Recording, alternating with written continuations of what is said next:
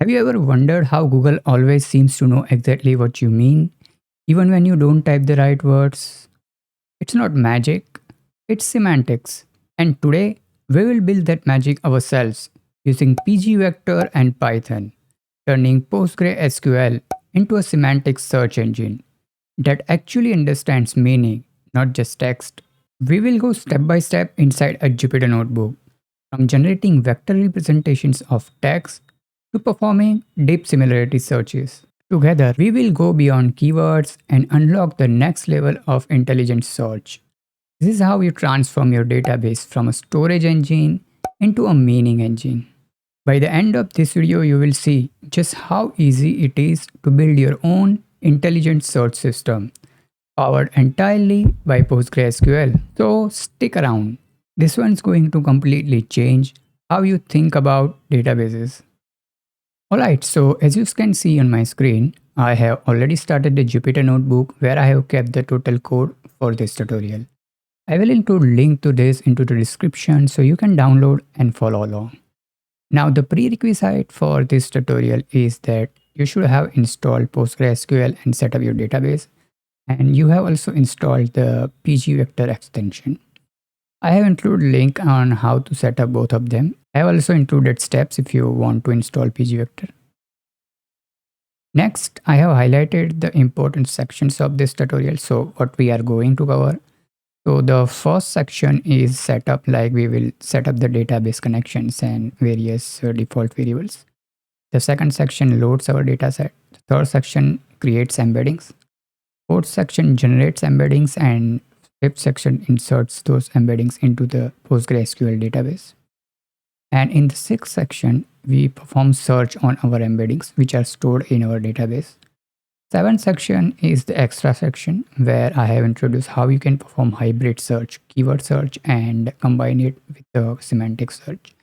And in the eighth section, I have introduced index, so how you can create index on your embeddings in PostgreSQL so that searches are super fast. So in the first section, we are doing a necessary imports and configurations and setup. So you will need to install libraries like OpenAI, Psycop-G2 binary, pandas, and TQDM. Over here, I have few imports. So Psycop-G2 import is over there. There is an OpenAI import. And I am also loading environment variables where I have kept the various username and password environment variables for our database. Next, I am creating an OpenAI client. Now, for this tutorial, I have used a local LLM called AllMiniLM for generating embeddings. And this local LLM is available through Olama. So it's available through this URL. So if you want to use this LLM, then you can use it. But if you want to use OpenAI LLM, then you can provide your API key over here and use OpenAI LLM as well. And I have also included some other LLMs if you want to try them. But for this tutorial, we will use AllMiniLM for generating embeddings. And then I have a dictionary which stores database configuration like what is the host, port, database name, user, and password. Next, in this section, I have simply created a function for creating a connection with the database. And this function returns connection and cursor, which we will use to communicate with the database. And then I am checking whether these functions are working fine or not by establishing a connection with the database. And in section 1.2, I have defined a function which will be used to generate embeddings. So this function takes as input a simple text, and then it generates embedding for that text using the AllMiniLM LLM and returns that embedding. And we have also tried it on the test text. And as you can see, the length of the embeddings is 384. So this function AllMiniLM generates embeddings of length 384. Now if you use some other LLM like BGE, M3 and so on, or some OpenAI model, then the length of the embeddings will be different depending on what kind of embedding LLM you have used. Next, let's discuss about the dataset that we are going to use for this tutorial. So for this tutorial, I have used a medium articles dataset, which is available from kaggle.com. The dataset has around 6,500 entries. And it has information like what is the URL of the article, title, subtitle, collapse, responses, reading time, publication, and publication date. So these informations are available in this particular dataset, and we will generate embedding based on title and subtitle and store it into the database. And then we will search articles on various topics using semantic search. Next, in the third section, we will be creating a table where we will be storing information about documents like the URL, title, subtitle, and we will also store embedding in the same table. And here is the definition of the table.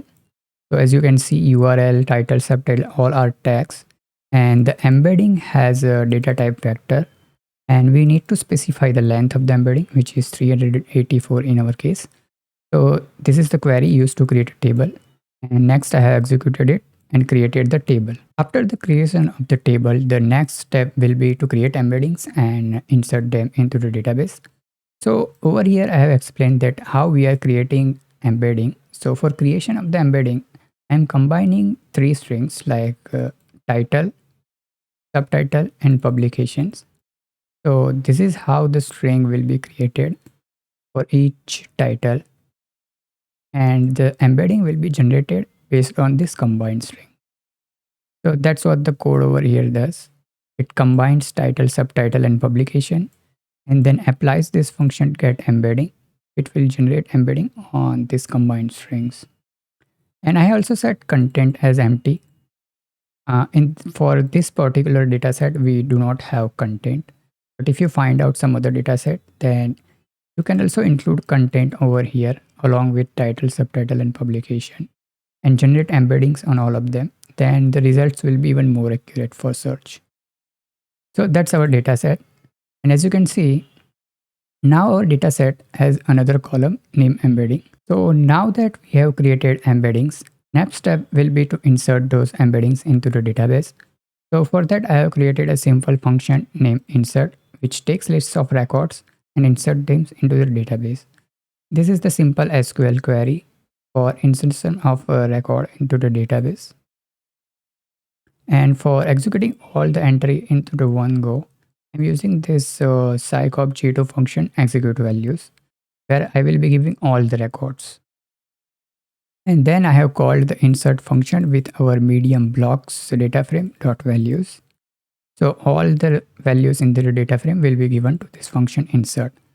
And it took nearly 5.6 seconds to insert the 6,500 entries into our database. Alright, so now that we have inserted all the records and their embeddings into the database, now we can perform semantic search. And for that, I have created a simple function named search. This function takes as input the query text, the query that we'll be sending to our database, for which we want to find the related documents. And top k is equal to set to 5. So we want to find top 5 entries, which matches the most to our input query. So first we are establishing the connection to the database. Next, I am generating the embedding of the query, the user query, and keeping it into this variable query embedding. And then we are executing this SQL query. This SQL query will retrieve the top 5 matching documents to the input user query. So the query is simple. It retrieves URL, title, content, reading time, collapse, and so on from the documents, order by, embedding, and there's this symbol. So this symbol represents cosine distance.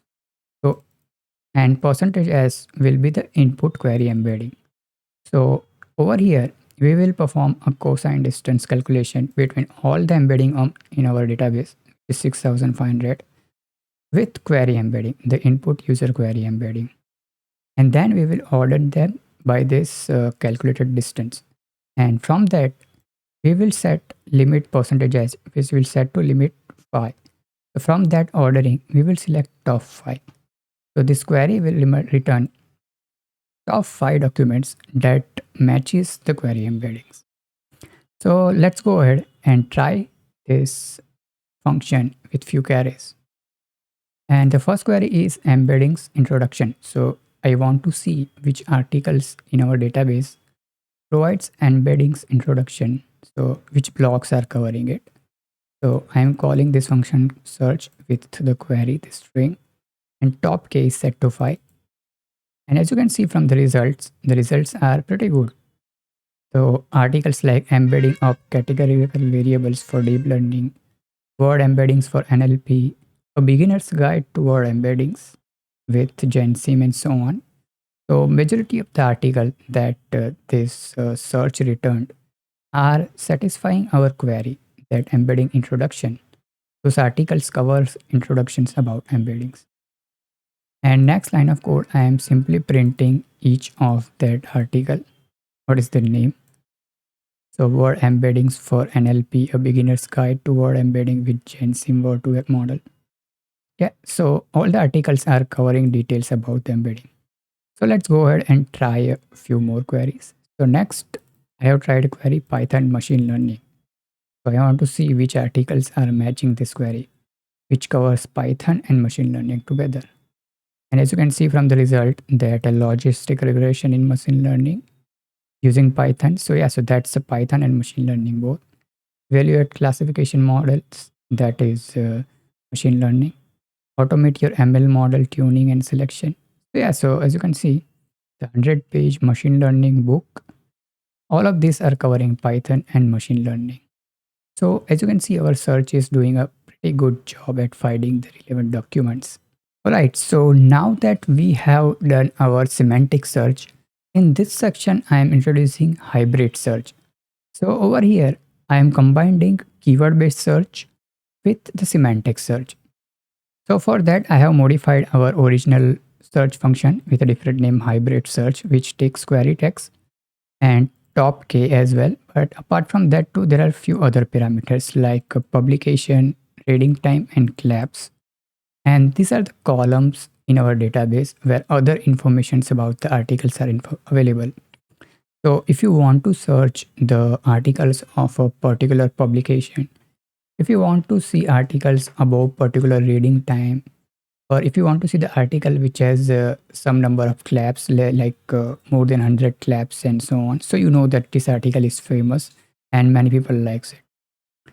So that's what is happening over here. So majority of the code is same as earlier, up with only difference in the SQL query.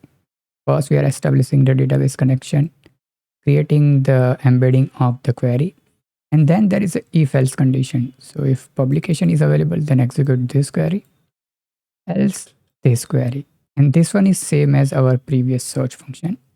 The only difference is in this query. And in this query, I have where statement. And inside of where clause constraint, there are few constraints like publication should be the one that user provided. Reading time should be greater than what user provided. And claps should be greater than what is provided by user. Now reading time and claps are default to 0. So if user have net provided 0, any reading time of claps parameters, then it will generally include all the articles. So let's go ahead and try this one. And over here I have printed the unique publications. So these are the publications available in our case. So this time I am trying this query Python machine learning query, and I have provided publication towards data science. So this will be the keyword based search. And as you can see, the results are again all the Python machine learning, but all of these particular URLs or particular documents will be from this publication only towards data science.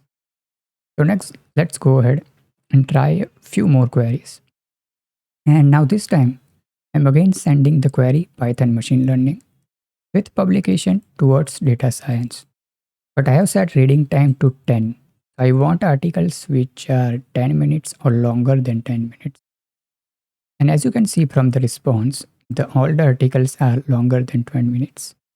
The limitation of machine learning, 20 popular machine learning metrics, machine learning algorithms in layman's terms, and so on. So yeah, all these articles are longer than 10 minutes.